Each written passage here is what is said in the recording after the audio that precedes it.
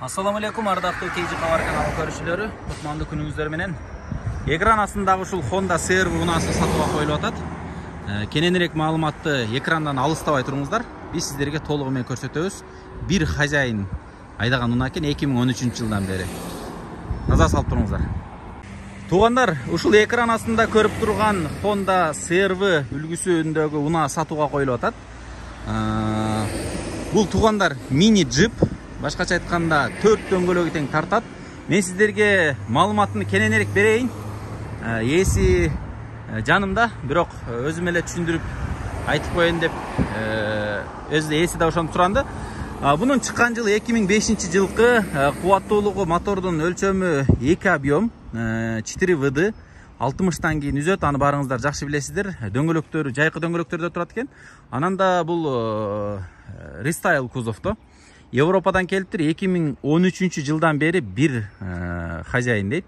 Жана эч кайсыл жери урулган эмес. Мен силерге бир сыйра маалыматтарын айтып атам. Кулак төшөп угуп туруңуздар. Калганын буюрса бүт ичини бар жогун көрсөтөбүз. Машина өтө жакшы абалда. Эч кандай вложениясы жок. Оңдой турган жерлери жок. Бүт дөңгөлөктөрү бар. Анан артында багажнигинде дагы бир столчуги бар экен, баягындай чай ичкенде, пикникке чыкканда кое турган столдору. Абалын көрүп турасыздар. Өңү ушундай серый цветте. Автомат коробкасы. Бул эми баягы айымдарга дагы ыңгайлуу. Анан абалы жакшы машина экен, чынында. Ошого сиздер көңүл буруп туруңуздар. Азыр бир сыйра сиздерге ичинен кирип кандай функциялары бар, аны дагы буюрса сиздерге көрсөтөбүз. Жүрүңүздөр анда эмесе. Машинанын бир четтен ичинен баштайлычы көрүп. Сиздер экрандан алыстабай көрүп туруңуздар. Буюрса сиздерге бир сыйра биз машинаны көрсөтөбүз. Мына скамейкалардын абалдары жакшы. Мындай клёнкаларды кийгизип коюптур. Бул жагында опцияларынан көрсөтөлү. Айнектери автоматикалык түрдө ачылат. Блокировкасы айнектики. Бул болсо күзгүлөрүнүн ачып немеси, регулировкасы. Бул жери болсо, бул эми артында багажниктин айнеги дагы бөлөк ачылат экен. Багажник өзү дагы башкадан ачылат, айнеги дагы башка ачылат экен. Круиз контроль бар экен. Фарды өйдө ылдый кылган корректировкасы бар экен. Бунусуну VSA-ны эмне экенин билбедим, бирок билгендер жазып коюңуздар. Рулунда болсо мультируль. Бул жерден ошол майнфондагы башкарганга болот экен. Калган эми опциялары ушул. Мына кондиционерлери бар, көрүнүшү ушул. Мына шофёрдун көзү менен көргөндө ушундай көрүнөт экен. Бул жерде чыканакты койгонго, колду койгонго орундук. Бул жерде ушул кофени койгонго. Бул сөзсүз түрдө баягы бир жака жыйналат.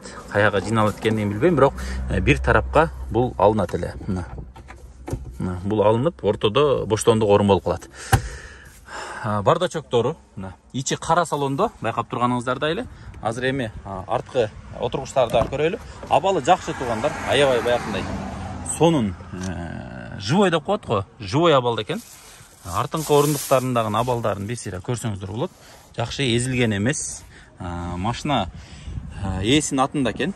Өткөрүп беребиз деп айтышты. Аны сиздер калгандагы суроолоруңуздарды ээсинен сурасаңыздар болот. Эч кандай залог, аресте жок.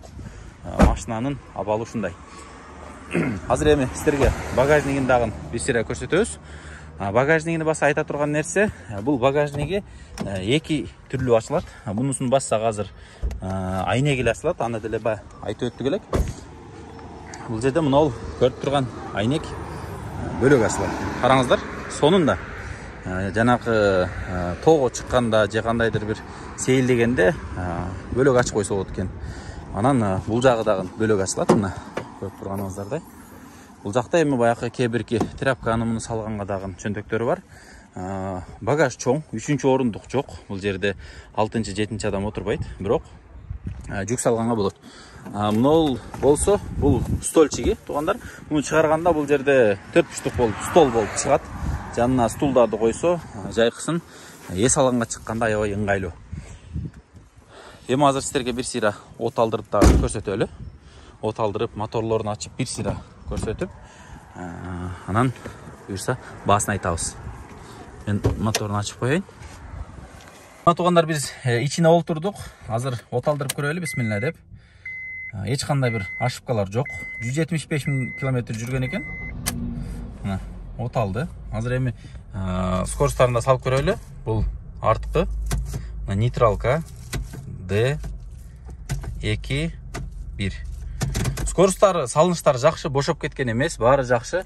Бул эми баягы магнитофон, бул жагында климат контроль, подогрев сиденье бар экен. Бул жеринде чөнтөкчөлөр дагы кошумча.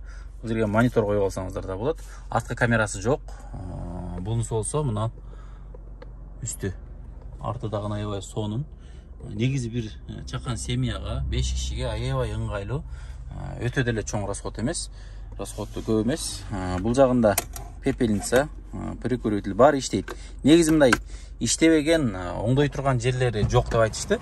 Эми биз сыртына моторун көрсөтөлү. Моторуну сиздерге көрсөтөлү. Мотордун абалын көрүп турасыздар, аябай жакшы. Машина каралган, сонун.